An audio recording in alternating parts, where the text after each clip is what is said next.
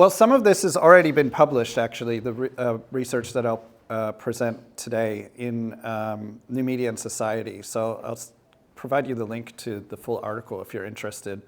Yeah, the other collaborators specifically on this research around super apps is Anna Helmand, Esther Feldeveda, and Fernando van der Vlies. As Carolina already mentioned, it forms part of the App Studies initiative. You can visit the website at appstudies.org. There's quite a lot of other researchers involved with this. It's an international network. And the research that I'll present today is part of a strand of work that we developed that is sort of is doing large-scale mapping of the app economy. An earlier piece on during the pandemic that or an earlier project investigated the COVID-19 apps, mapping all of the sort of different pandemic response apps globally, and investigating different aspects of their design. And a lot of the COVID-19 apps were actually already kind of super apps. And that led us to the second mapping project around super-appification that I'm going to present today. But we don't just do this mapping work. We do other kinds of work as well.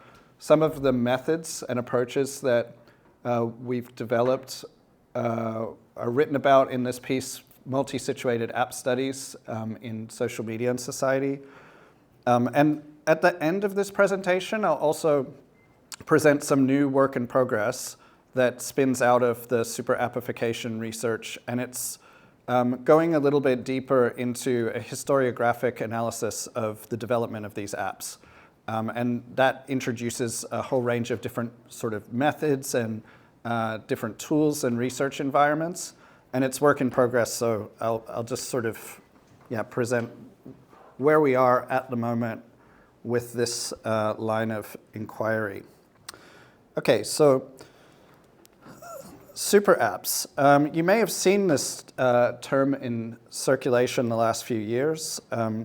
Recent pieces, I suppose maybe not so recent now, maybe a couple of years ago, like these in The Verge and The Economist have proclaimed the rise of the super app globally, which is historically tied to the popularity of Tencent's WeChat in China. WeChat is described as, quote, a messaging app that essentially acts as a platform for facilitating life online. There's another really nice quote about these kind of apps, or a sort of concept that's been developed by Mark Steinberg and others, where they describe it as personal logistics. So it's sort of an app that's really deeply embedded in people's everyday lives. But WeChat in particular is often referred to as the poster child for super apps. And according to The Economist, we are now in the midst of a global race to build a do-everything platform. Some of you might remember when Elon Musk purchased Twitter, he wanted it to be the first Western super app. That was one of the sort of claims that he advanced, or one of the ambitions that he announced. But it raises the question, what exactly are super apps? In what ways are they super? And how can we understand the global phenomena of super apps? So the main focus of our research has been on the emergence of these new types of apps in the digital ecosystem, which we suggest to understand as part of a larger trend whereby services are consolidated into a handful of large platform companies. So we refer to this process whereby apps are transformed into platforms, and platforms adopt app-like characteristics as super-appification. And we, in this research, highlight various patterns and dynamics of conglomeration that we are observing in the variety and trajectory of these apps. So previous studies have mainly focused on popular examples, so usually just focused on one case study, like for instance, WeChat from China and Southeast Asia. But in this work, we wanted to focus on the process of super-appification as a global phenomenon with diverse manifestations worldwide. So one way to understand what these super apps do and what they are is to look at the taglines and descriptions of these different apps to see how they self-identify and sell themselves. So these are sort of just I guess you'd call it a kind of discourse analysis that we did, collecting the promotional discourse around these apps, how they describe themselves on app stores and on the company websites. So here we see that there's already some common themes that are related to everyday needs and activities, consolidation, indispensability, and convenience. Convenience is I mentioned this recent work by Mark Steinberg and his co-authors. I'm trying to remember what the name of it is. I think it's called Inconvenience, and the subtitle is The Logistical Surround. It came out maybe a month ago through Institute of Network Cultures, but they offer a kind of broader theorization of convenience in relation to these super apps and these global platforms. So yeah, existing studies of super apps that have been published, they draw from areas of app and platform studies. But we argue that the super app, also in dialogue with this work, represents a convergence of app and platform logic that results in a compound of diverse services and the emergence of new business models with a transformative impact on everyday life and everyday activities. So in the existing research, there's three sort of common themes that emerge, or three features of super apps that are often foregrounded. First, they're understood as apps that incorporate multiple services in one place. Secondly, that they're often described as a specific type of corporate or business strategy. And third, they're described as being mega platforms, a term that's used to highlight how new forms of digital enclosure by so-called mega corporations like Tencent are enacted with these particular apps. And it's linked to a broader emerging interest in how to understand conglomeration in the platform economy, given that it can be enacted through new forms of synergy. And it's even linked to some of these debates that are taking place around techno-feudalism, for example. So to explore the global landscape of super apps, we gathered information from various sources, leading to a data set of 41 distinct super apps from all over the world.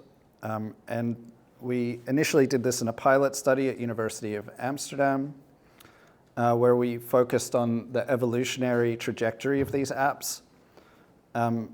This developed into an analysis where we explored characteristics, origins, and diverse manifestations of the global phenomena of super apps by asking, what are super apps, who develops them, when did they emerge, and where are they most prevalent? So these questions that we developed out of our pilot study allowed us to see how super-appification is unfolding globally across borders, which is also key to understanding the local implications for people's everyday lives. And in this further analysis, we developed a typology of what we call super app constellations. So we see 4 different subtypes of super-appification. These 4 different types showcase the convergence of app and platform logics. The first is what we call the Swiss Army knife, or the bouquet style of app. Bouquet was one of the terms that we found in the promotional material that we just sort of held on to. But yeah, it's a Swiss Army knife. So it's a single app, and it does everything. Yeah, this we started so that's also a term that's used in the promotional discourse and in industry discourse around these apps, but we started just using it ourselves independently when we were doing the COVID-19 apps mapping project, because we were encountering these apps that, they do everything. They do payments, they do travel, you consult, you do e-governance with it, you do communications, and in those cases, those apps were used also for managing the pandemic because it's like a kind of a bottleneck. And so we started using that term, but we also see other forms of super-appification. This is our argument that if we understand super-appification as a process of conglomeration, there are these different forms of conglomeration that are taking place. So this is typically what I think people think of when they hear the term super-app. But our argument is that if you think of it in these terms of conglomeration, then there's other forms that emerge, like, for instance, the family style of super-app, which comprises multiple apps developed or owned by the same app or holding company that are usually united under a common corporate identity. And this perhaps is a little bit more common in the West. A good example, well, one that springs to mind anyway, is Uber. That has Uber Eats and, of course, the taxi service. But if you look at all of the other apps that Uber has, they have a whole kind of raft. They have apps, of course, as well that target different sides of their platform. So there's the driver app, there's the rider app, but there's this whole kind of ecology of co-branded apps. And then the third type is the host, where third-party mini apps or services are offered within the host app itself, such as QQ or WeChat's mini programs. Also, Snapchat has these kind of mini apps called minis. So this was an innovation from WeChat originally. And it has its own there's an interesting sort of reasoning about why they have the apps inside the apps. But yeah, that's one form. And then finally, this last type is the hub, where an external app ecosystem is supported, and it's a co-evolving collection of complementary services created by various third parties outside the host app. That's sort of been typically the model that the Western platform companies promoted through having an API, an application programmer interface that third parties could access and then build services where they would sort of plug into data sharing and other sort of affordances that the app company, the platform company would offer. So typically we would think of like Facebook, for example, as offering this model, but we're sort of arguing that you can see this also as a kind of super-appification. So these are different strategies that super apps use to consolidate and offer diverse services across industry sectors and country borders. And when we apply this typology, as you can see in this table, you can see that the majority of the apps that we track actually can belong to multiple types, which shows something of the sort of unique but also overlapping patterns of conglomeration that these companies have adopted that might not be so readily apparent to us otherwise as users of some of these apps. So yeah, we also identified the various consumer services that are offered by each super app that reflects both their core and secondary businesses, and then detailed this into table lists of various service types and the super apps that offer them. So the super apps that we looked at mainly offer services in areas such as travel, finance, and communications, but also offered secondary services, including insurance, grocery delivery, and social media. We also analyzed how these services evolve over time.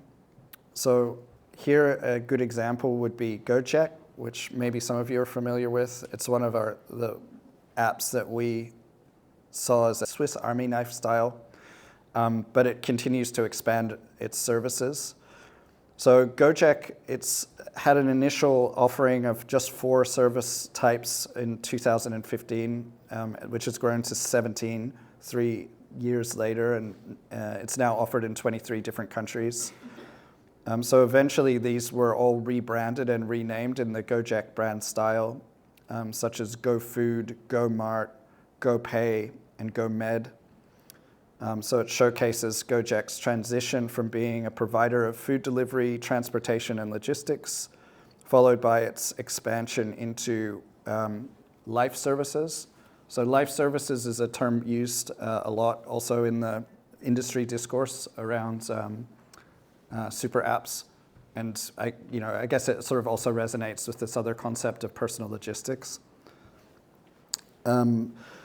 So that these life services for Gojek also include things like Go Massage and Go Clean.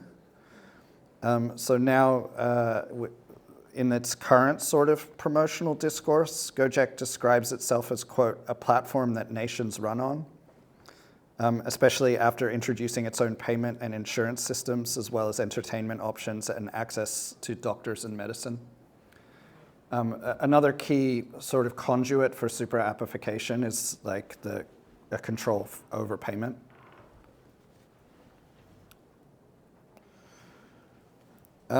So in addition, we traced the lineages of the family style of apps, such as Meta and Uber, which revealed some insights into how super apps evolve as corporate conglomerates. So this timeline contains all of the corporate lineages since the super app's initial launch.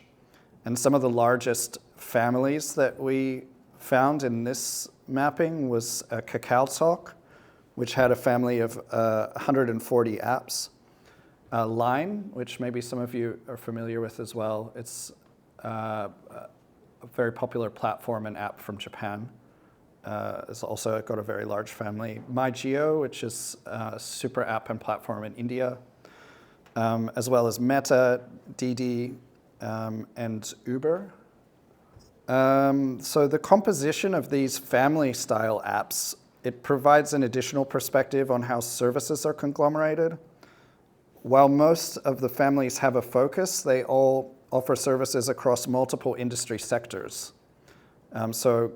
Gaming has emerged in our analysis as one very prominent category that covers various online gaming genres.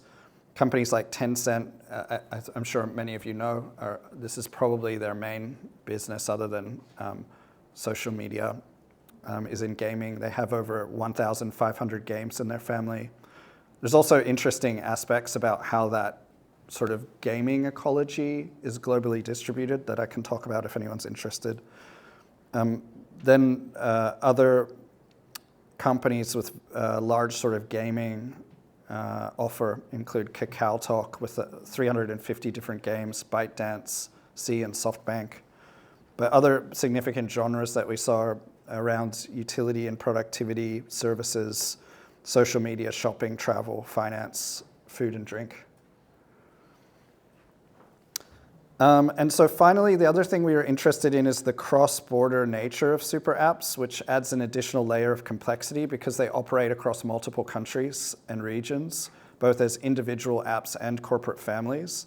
So as super apps expand their operations internationally, they often develop a geographic specificity or profile in different regions and employ different various strategies to navigate these cross-border challenges, which can be regulatory, but they can also be infrastructural.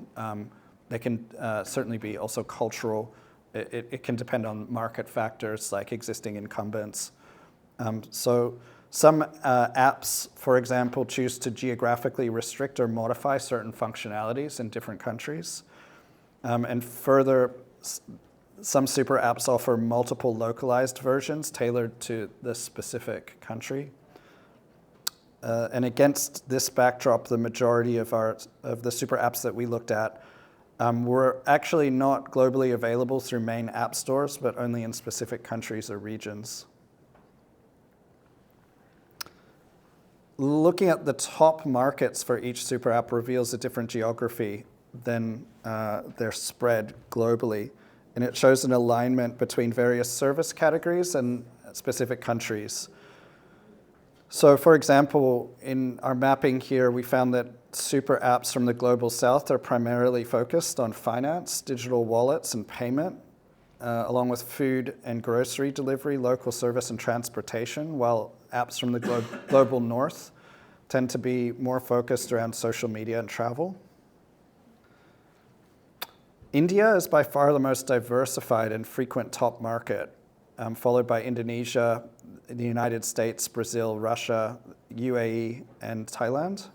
And many countries, especially in Europe, are seldom or never considered in the top countries for super apps, showing that super apps are a global phenomenon, but they also have a very distinct geographic specificity. So I'll just sort of close off this part of the study and then just share some new work that we're doing. So in conclusion, the process of super-appification is accompanied by different patterns and dynamics of conglomeration. Super apps achieve their super status by integrating a wide range of essential everyday services across industries and borders within different constellation types. Super app constellations as a concept and typology offers us a framework to understand the dynamics of media concentration and ownership that drives super-appification in the global digital economy. That often involves various corporate strategies, different development approaches, and different international expansion strategies as well. We understand super-appification as both a form of conglomeration and an app-specific form of platformization. Unlike platformization in general, which often involves a single platform branching into new sectors, app conglomeration creates various distinct forms by bundling services into unique constellations, potentially as a strategy also to circumvent regulation. By reconceptualizing the super app as a process of super-appification, our aim is to highlight how mobile apps have transformed into platforms while platforms have adopted app-like characteristics. And in this context, the increasing reliance on apps as social infrastructure is a significant consideration, which is maybe best exemplified by the example of KakaoTalk in South Korea being recognized as nationwide infrastructure, especially following an incident whereby a fire at a data center basically collapsed the app and its services for several hours, which led to a national emergency. But ultimately, super-appification represents an intensified form of appification, as these apps increasingly pervade and commodify different aspects of everyday life, such as payment, insurance, grocery delivery, mobility, and travel, with various implications for the organization of labor and a formalization and encapsulation of previously informal economies. Just very quickly, so one thing we're interested in doing at the moment, we're right in the midst of, is focusing specifically on Chinese super-appification and looking to see if we can go further in tracing the evolution of Chinese super-appification, focused on these three super apps, but of course they're part of larger companies, Meituan, Alipay, and WeChat. There's sort of like some things we've found so far that confirm our existing research. But I think one thing we're interested in here is developing methods for researching apps historically. As I'm sure we all have experienced, apps tend to automatically update in our phones and devices. And they often do so as an almost background process that overwrites the existing version. So it represents sort of technical challenges on how do you sort of go back in time and investigate apps and their design qualities. So there's a few different strategies that we are exploring. One of them is simply to look at the developer logs. Companies will release regularly update logs, either through app stores or through their own websites, where they notify users, but also mainly developers, on certain changes that they've introduced with new versions. So that's one thing that we've been doing, is this kind of log analysis and just codifying the different changes that we see over time for some of these super apps.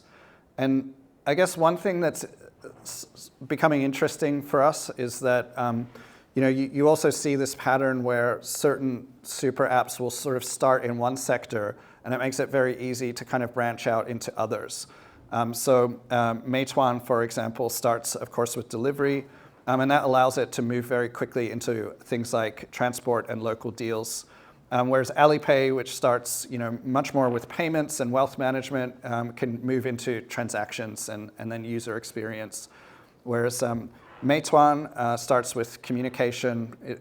We haven't listed gaming here, but that's another area. And then payment becomes a kind of secondary focus. So it suggests that there may be kind of like trajectories depending on where you begin. Yeah, and economic transactions, as I think I mentioned earlier in the other research, seem to always be very central. Something that's interesting too is maintenance, which we're sort of reflecting on a little bit as like, the continual sort of labor to deliver stability.